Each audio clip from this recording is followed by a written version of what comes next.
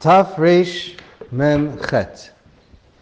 Okay, they have a bunch over there right now. You can look in here. Taf Reish Mem Chet. We are Hilchos Lulav. We are just a quick throwback on Aravos. Just wanted to mention there is something called a lavluv. It's that little tiny leaf that grows on the very top of the Aravos, and that comes out of the top of the stem. Now, some people are machmer that they like to have it. There's really no, it's just a chumar ba'alma. Everyone agrees there's nothing really to it, except if you have it, you know that the top bit was not cut off. Cut off of the top of the aravas, we know is a big problem, but this way you know it's there. Okay, so that's what that is.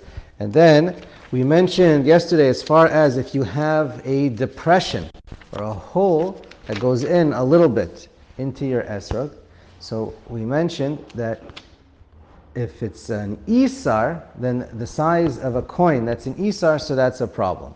So I just want to point out an isar, it's going to come up soon towards the beginning of your idea, that number one, we don't really know what that is. This is a coin that was around in the times of the Gemara, then everybody knew what it was. Now no one has a clue what that is. However, Dirshu does bring, according to this, some researchers, he quotes a book, a sefer, that says they believe it's 23 millimeters wide. So just so you know, 23, the diameter. So just a 5 shekel coin or an American quarter, that's about 24 millimeters. And just frame of reference, a dime or a 1 shekel is about 18, the diameter is about 18 millimeters. So that's pretty much as small as a coin can be, probably, in that ballpark. So, and what is an isar? So again, the Shulchan Aruch says in Hilchos Trefos, we don't know what it is, but in order to be safe, we'll get there when it's relevant, that an isar is certainly bigger than half of the inside of the diameter, the inside diameter of the trachea of a cow.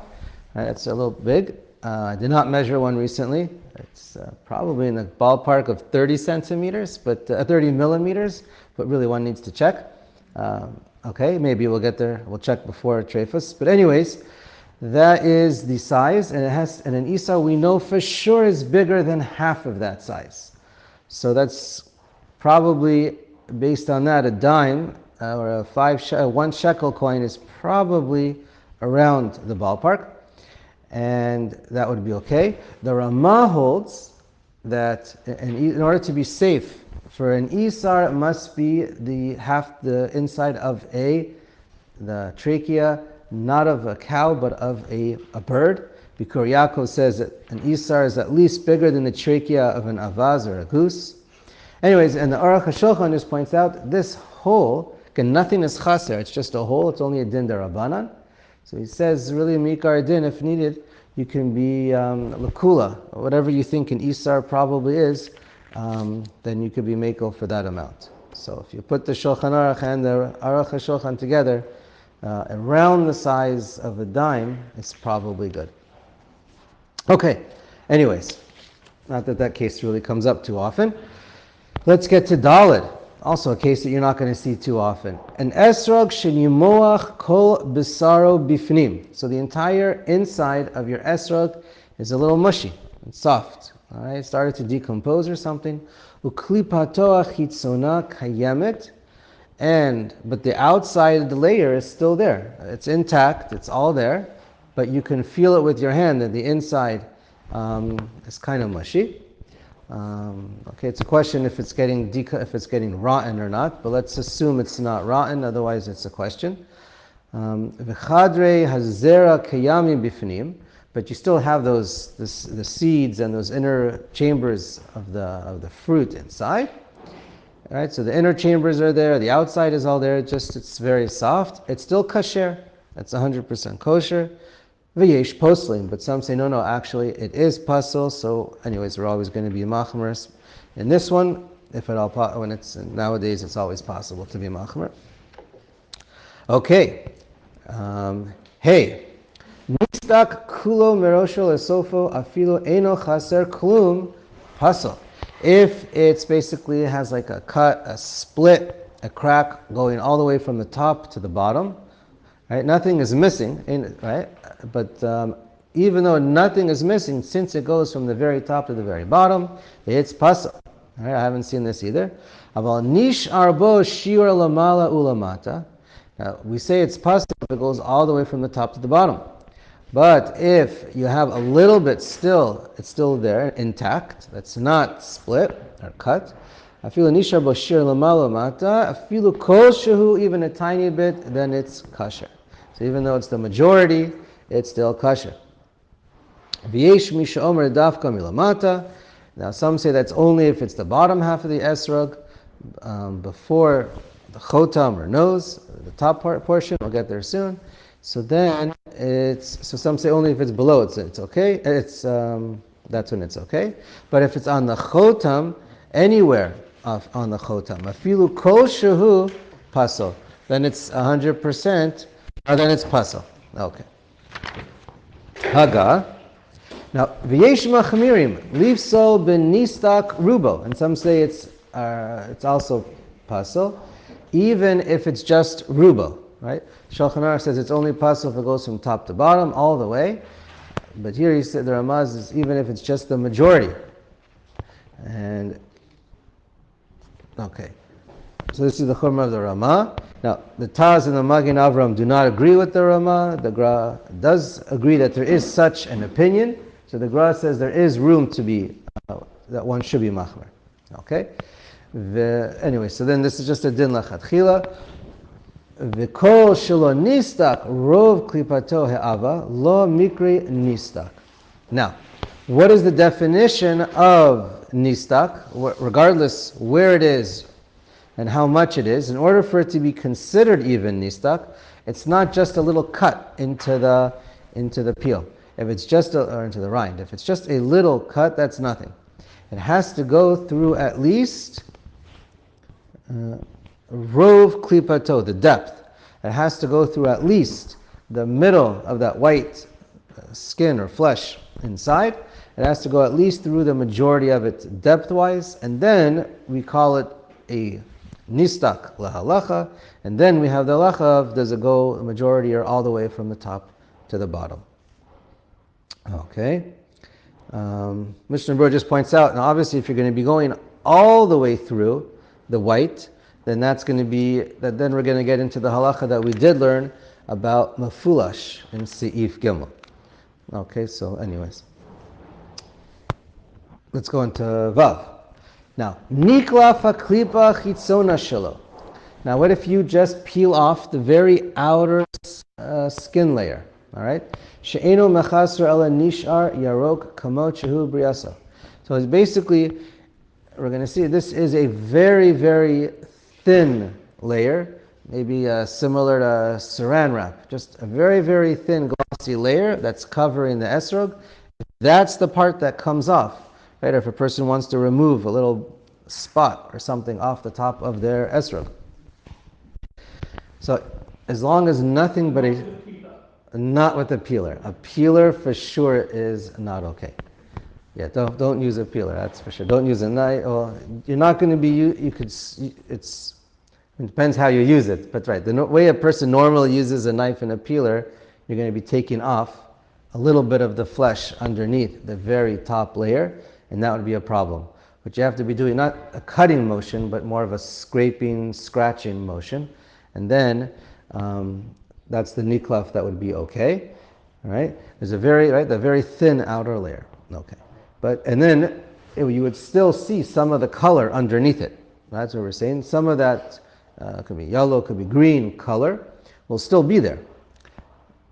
All right. Im niklaf kulo pasal. However, if you do this all around, for the entire esrog, then it's pasal.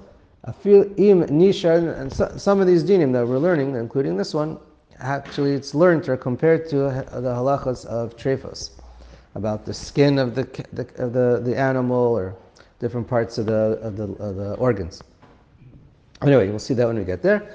So im niklaf kulo pasal. If none of this outer thin layer is left, right, similar to the skin of a cow, im nishar mimenu kol shehu kasher. But as long as a little, somewhere, a tiny bit of the outer layer is still there, then it's kasher. And right, we're talking about, it still looks like the esrog, the color is basically the same. V'yesh omrim shetzarich sheishtayer kesela. And some say no, it has to at least be the size of a sela. Okay. All right, we'll get there when we get there. Okay, as far as the size. Now,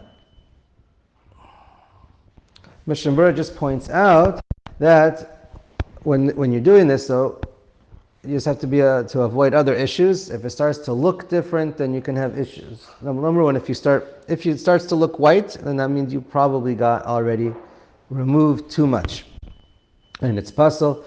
But anyways, but even if you didn't remove anything and the color changes, so then you can have other issues. Now you can have an issue of the mara, that it's a mashuna mara, that now you have white, and white we're going to see is puzzle. Or if you end up little spots where you did this, then you can have issues of spots. It's called manumar. So anyways, we'll get to that when we get there, but just that's important to keep in mind as well. So anyways, you keep the same color, a very thin film, and you'll be fine. Zayin, nital dado. All right, so the zayin is the halacha of what we call the pitom. So there are two parts to what we normally call the pitom. One is the dad. That's this little tip that protrudes beyond the top of the esrog. And on top of that, we have the shoshan ta, the little round, flat, brown wooden piece that we're all familiar. Okay. V'hu harosh hakatan sheshoshato bo. So the dad is that whole little protrusion tip, or I don't know if stem is the right word, but this little, that's usually yellow, and that's the tip that's above it, and then the shoshan to is on top of that.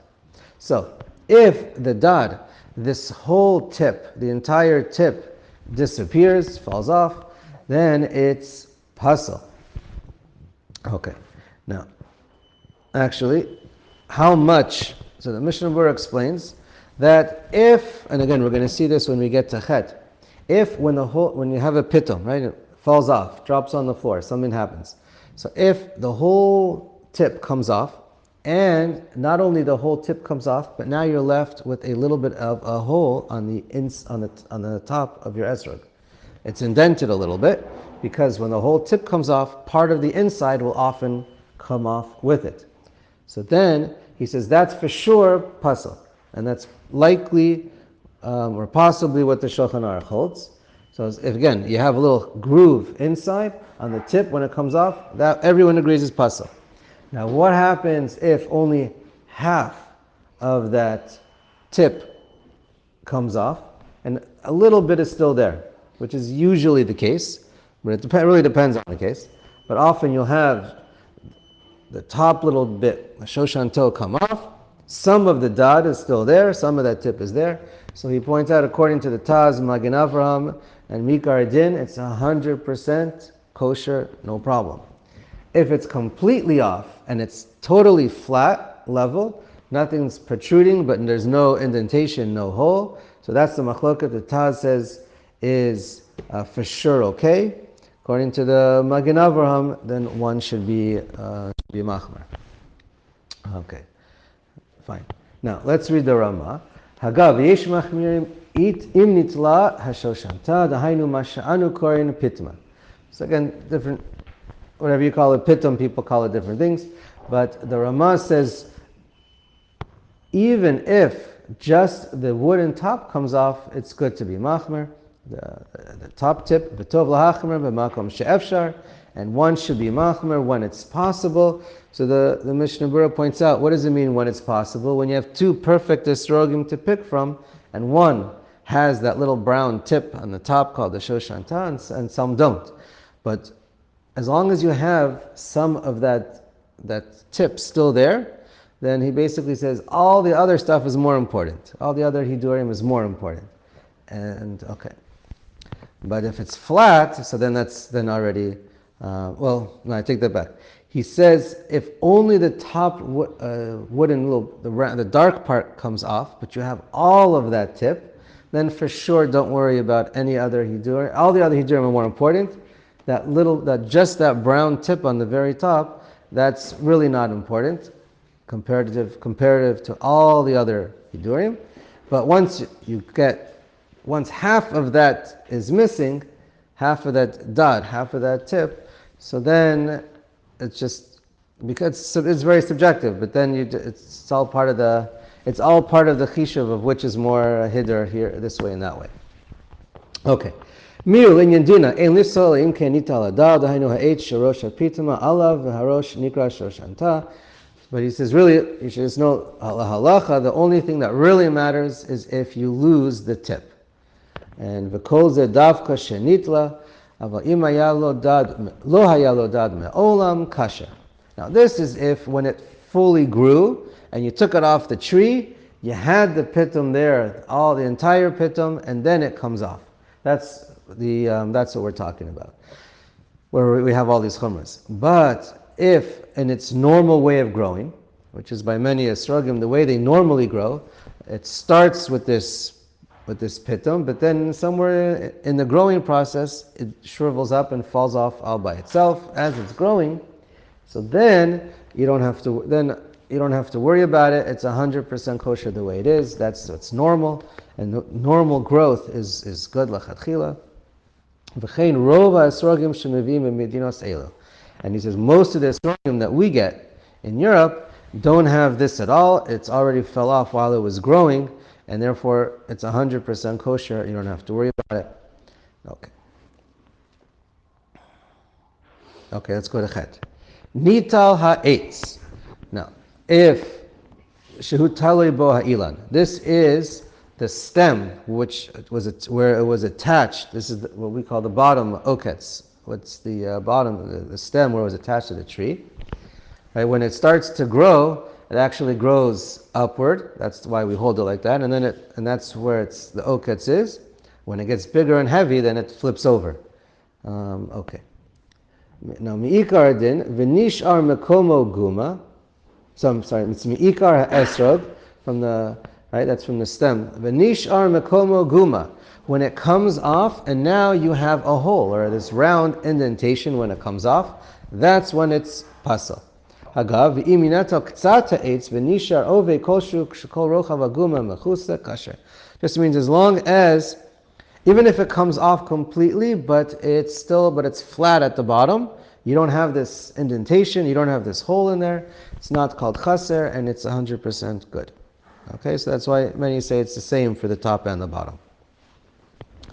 Okay, tet. Alta chazazit perush targum o yalefet o chazazan alav. You have these, some kind of protrusion, some kind of a boil or something that grows on the, kind of like a wart, and it grows on the top of the skin. Im bishnayim o bishlosha makomot pasal. If it's in 2 or 3 spots, it's pasal. V'im makom echad, and if it's just, this is right on the bottom part, below the nose, below the chotam, we're going to see. V'im makom echad, so it's pasal if it's in more places, and it's called mechse menumar in the Gemara. It's called spotted. It doesn't. Now this is another, right? These are growths that it's higher from the rest of the skin. So im ala al rubo pasal. If it's one, then it's pasal. If it's huge, if it's wraps around the majority of the esrog. But if it's in 2 spots or 3 spots, then it doesn't even have to be big, it could be small. V'im al chotamo afilu koshuhu pasal. Now, if it's on the chotam, which is the top portion, we're going to explain that soon. Pasal, then it's pasal. V'chotamo haino. What is the chotam of the esrog? Right, this is very important. For a lot of the stuff, we're very machmer even by one. We're going to see, you have a black spot, a white spot. Here we have a chazazit. If it's on the chotem, so then even if it's just one, it's pasal, because that's what's most visible to your eyes. That's what the poskim explain. And That's where a person's eyes is always driven to looking at the top portion. So what is this top portion? It's mimakom shematchil lihitkatzer. It's where it starts to become more narrow, litchaded, and come to a point, klape roshav, towards the head. Now I'm just going to skip. If you look at Yud Bet, it also reads, Michotmod ve'elach dahainu mimakom shematchil l'shapeya ad ha-pitoma, where it starts to have the slope, the steep slope. So there are four basic opinions what in the Rishonim what this Chotam is. So the Shulchan Aruch paskins like the Rosh and others that it means whenever you look at an Etrog, we see where it's basically like an oval shape, right? The majority of an Etrog is an oval shape. You get the whole, it gets round and it gets wider. It starts out narrow, gets wider, then it starts to get more narrow again. And then you come to this point where it's a little bit of this cone shape, or a little bit of where it gets all of a sudden the roundness kind of like changes, the angle changes a little bit, and it becomes much more steep. That whole top part, that's the part that's called, the entire part all the way to the top is where it's called the Chotam. It's actually a discussion, if according to the Rosh, if the actual dad is included or not. But we usually assume everything starting where it gets sloped to the top is the Chotam. Now, Rashi actually says, and again, it depends how you explain Rashi, but we'll assume Rashi holds it's the portion just below where it gets sloped. Like that shoulder, that area, right before where it gets sloped, right below that, like that ring around there is where that's the nose. Either only that portion or from there to the very top. Then the Rambam holds the Chotam is only the dad, that tip itself. And the Ran holds right below that tip, or we're calling the Pitom, right below it, on the very top of the Etrog, underneath it, that is that ring right underneath it, that's what's called the Chotam. But we see from the Shulchan Aruch that really it's that whole top portion. Now, very often it's just the top, I don't know, maybe the top fifth or top sixth, the very top area. But it could certainly be more or less. It really just depends on so many different shapes. Okay, so now we're reading here. So even this chazazit, even if it's just a tiny one chazazit, if it's on the chotam, so then it's pasal. If the chotam will be right. Okay, yud, or we'll stop. Let me do yud real quick, maybe. No, let's stop here.